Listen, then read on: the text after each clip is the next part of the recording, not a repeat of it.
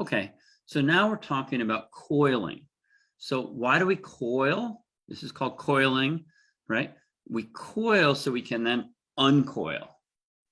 What we're looking for in general is a coil that will work for us. We can get too much coil. So look in the stroke here up on the top, and you can see that he's coiling and then uncoiling, right? And then you can see the same thing with the turns. You see how he's coiling his knees so he can then uncoil his knees.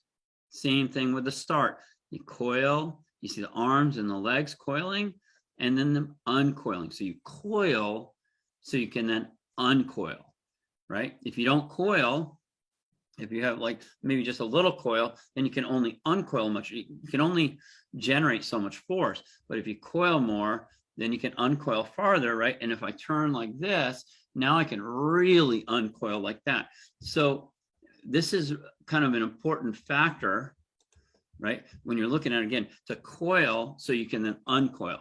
Coil, you can uncoil and you can get more force. If you don't coil, really, there's not much that you can do, right? And think about that with your legs. Or if you just stand up totally straight knees, you can't jump at all because you don't have that coil, so that you can't uncoil. You might have coiled your ankles and get a little bit from that, but again, if you have no coil, you can't uncoil. Okay, let me go ahead back and I'll share my screen again.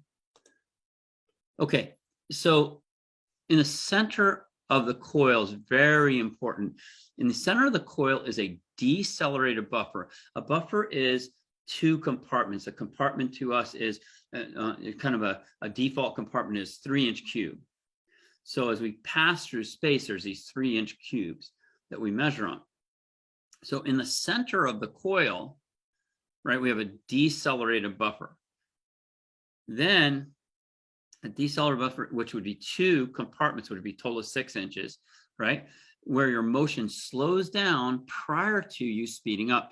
And there's a reason why we're slowing down. And we're going to explain this in PGTR. So we're going to slow down so we can then accelerate. And the idea is to gain range.